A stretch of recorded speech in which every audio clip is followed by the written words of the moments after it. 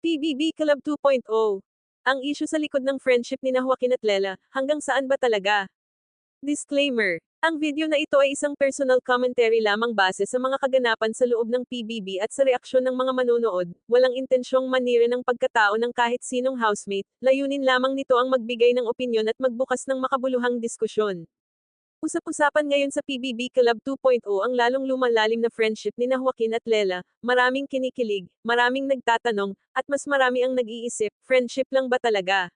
Sa video na ito, himayin natin ang isyong bumabalot sa kanilang samahan, ang reaksyon ng fans, at kung bakit nagiging sensitibo ang isang genuine na pagkakaibigan sa loob ng bahay ni Kuya. Sa loob ng bahay ni Kuya, hindi lang lakas ng loob ang nasusubok, minsan, mas mahirap ang pagiging totoo sa nararamdaman, lalo na kung ang mundo sa labas ay handang bigyan ng kulay ang bawat kilos mo. At dito papasok ang isang mainit na issue sa PBB Club 2.0, ang friendship ni Joaquin at Lela. Sa unang tingin, simple lang, 2 taong nagkakaintindihan, magaan kausap, may respeto, may lalim, pero habang tumatagal, habang mas maraming eksena ang napapanood, habang mas maraming mata ang nakatutok, unti-unting nagiging tanong ang isang bagay na dati malinaw. Friendship lang ba talaga? Marami sa mga viewers ang humahanga sa samahan nila, may isang komento na talagang tumago sa puso ng marami, na ang friendship ni Lela at Joaquin ay isang patunay na posible ang malalim, makabuluhan, at matinong relasyon sa pagitan ng babae at lalaki na walang halong romansa, grounded, sincere, puno ng wisdom. At totoo naman, bihira na kasi ngayon ang makakita ng ganitong klaseng koneksyon sa loob ng PBB, walang pilit, walang arte, walang pa-impress, natural lang. Pero sa kabilang banda, hindi rin natin may kakaila ang reaksyon ng masa, ang daming kinilig, ang daming nakaramdam ng tension, yung mga titigan na parang may gustong sabihin pero pinipigilan, yung mga sandaling parang may aamin, pero biglang tatawa na lang. Dito nagsisimula ang isyo. Kapag ang isang friendship ay masyadong tahimik, masyadong malalim, masyadong komportable, nagiging delikado ito sa mata ng publiko, hindi dahil may mali, kundi dahil sanay tayo na lagyan ng label ang lahat.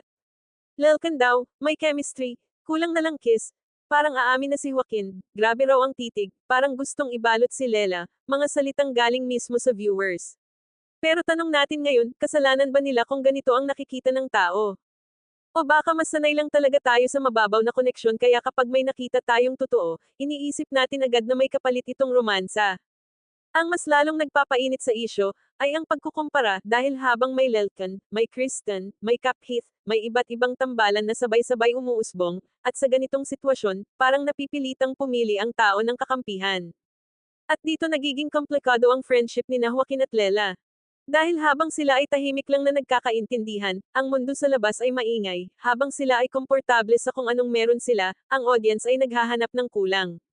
May mga naniniwala na masyado raw malalim ang samahan para manatiling platonic, may nagsasabi na baka suppressed feelings lang ito, may nagsasabi rin na healthy lang talaga silang magkaibigan.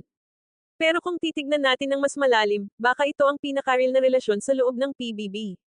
Walang pressure, walang expectations, walang agenda. At dito papasok ang mas sensitibong tanong. Paano kung kaya sila kinikilig sa mata ng tao ay dahil bihira na tayong makakita ng ganitong klaseng respeto? Sa isang bahay kung saan emotions ay laging exposed, kung saan konting lamang ay nagiging big deal, ang isang tahimik at may lalim na friendship ay nagiging kakaiba, at kapag kakaiba, automatic, nagiging issue. Pero hindi rin natin pwedeng isantabi ang posibilidad na may nararamdaman na hindi pa handang pangalanan, dahil tao lang sila, at sa loob ng PBB, ang emosyon ay mabilis tumubo. Ang tanong lang, kailangan ba talaga natin itong madaliin? Kailangan ba agad bigyan ng label ang bawat titig, bawat ngiti, bawat sandaling tahimik? O pwede bang hayaan muna natin silang maging kung ano man sila ngayon? Kaibigan man, sandalan, o posibleng simula ng mas malalim na koneksyon? Dahil sa totoo lang, mas maganda minsan ang mga relasyong hindi minamadali ng mundo, yung hinahayaan lang huminga, lumalim, o manatiling ganun na lang. At kung friendship lang talaga ito ni Joaquin at Lela, hindi ba mas dapat natin itong ipagdiwang kaysa questionin?